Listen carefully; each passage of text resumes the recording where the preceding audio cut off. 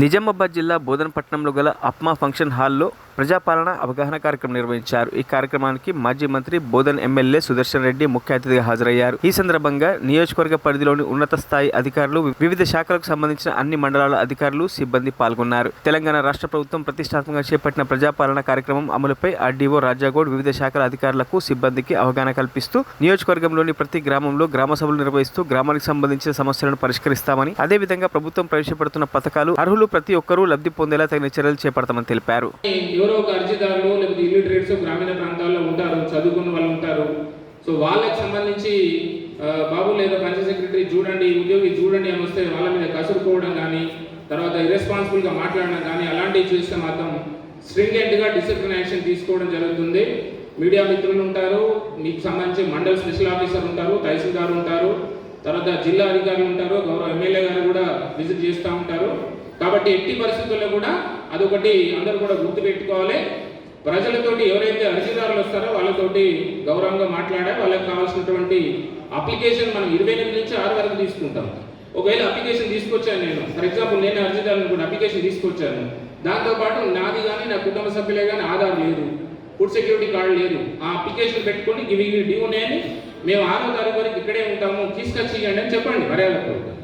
So అంతేగాని ఇవన్నీ లేవు, మీ అప్లికేషన్ తీసుకోకపోని మాత్రం పంపించకూడదు. అలాంటి పరిస్థితులు ఎక్కడైనా కూడా సివియర్ డిసిప్లిన్ యాక్షన్ తీసుకోవడం జరుగుతుంది. గవర్నమెంట్ యొక్క ఉద్దేశం ప్రజలకు సంబంధించినటువంటి సమస్యలు తెలుసుకోవాలి. ఆ క్రమంలో వాళ్ళకి తమ అవగాహన లేకపోతే మనం సహాయం చేయాలి. 6th వరకు కూడా మనకు టైం ఉంటుంది, ఏమైనా డ్యూస్ ఉంటే కూడా తర్వాత కలెక్ట్ చేసుకోవాలి. సో ఈ 5 పథకాలకు సంబంధించినటువంటి జనరల్గా ఇందాక నేను చెప్పినట్టుగా ఫోటోగ్రాఫ్, తర్వాత వాళ్ళకి సంబంధించిన కుటుంబ సభ్యుల Aadhaar card, food security card, gas ఉంటే గ్యాస్ కనెక్షన్ సంబంధించినటువంటి జిరాక్స్లు సాయంత్రం పూట పబ్లిక్ రిప్రజెంటేటివ్స్ కానీ మీరు కానీ ఎస్ఎస్సి గ్రూప్ వాళ్ళు చెప్పేటప్పుడు ఇవి తప్పనిసరిగా అవసరం ఉంటుంది, అవి కలెక్ట్ చేయాలి. మనకి ఇంకా అప్లికేషన్ రిలీజ్ అయిన తర్వాత డీటెయిల్స్ కూడా క్లియర్గా తెలుస్తాయి. సో దీంతో పాటుగా మనకి ఎవ్రీడే మనకి జిల్లా కలెక్టర్ గారికి మేము ఉన్నాం. అదే కాకుండా అన్నింటిలో ఇప్పటి వరకు కాలేజ్ స్కూల్స్ వాళ్ళకి వచ్చారు.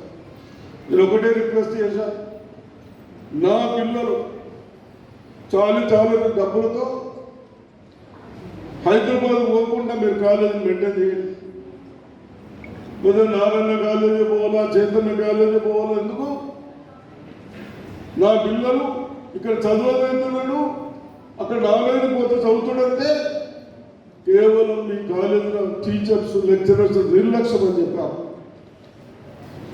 కాబట్టి మొన్న డిఓ చెప్పాం, తప్పనిసరిగా బిఫోర్ ఎలక్షన్స్ 2 ఎగ్జామ్స్ పెట్టండి. రేపు మార్చిలో ఏదైతే క్వశ్చన్ పేపర్ వస్తుందో దానికి మీరు 50-60% యాడ్ అయ్యేటట్టు క్వశ్చన్ పేపర్ పెట్టి ఏ సబ్జెక్ట్లో మీకు ఉన్నాడో ఆ బాబుకి మనం ఇంప్రూవ్ చేసుకోవడానికి అవకాశం ఉంటుంది. కాబట్టి అది కూడా చెప్పడం జరిగింది. దయచేసి ఎడ్యుకేషన్ డిపార్ట్మెంట్ వాళ్ళు ప్రైవేట్ కానీ గవర్నమెంట్ స్కూల్స్ కానీ కాలేజీలు కానీ 10th అండ్ ఇంటర్మీడియట్కు ఆల్రెడీ లెటర్స్ ఇచ్చాం. ఎక్కడ ఎవరైనా డేర్లెట్ చేస్తే వాళ్ళ పైన తప్పనిసరిగా యాక్షన్ తీసుకుందామని చెప్తా ఉన్నాం. అదేవిధంగా ఈ సమస్యలు చాలా ఉన్నాయి. నేను ఎక్కువ చెప్పకుండా దీంట్లో ఈ మీటింగ్ దానికి కాదు, కానీ మీరు అందరు అధికారులు ఉన్నారు కాబట్టి ఇవన్నీ చిన్న సమస్యలు, ప్రజలకు పెద్ద, మనకు చిన్నది, వాళ్ళందరూ పెద్దది. ఒక్కొక్క ఫ్యామిలీకి మరిన్ని అప్డేట్స్ కోసం మా ఛానల్ని సబ్స్క్రైబ్ చేయండి.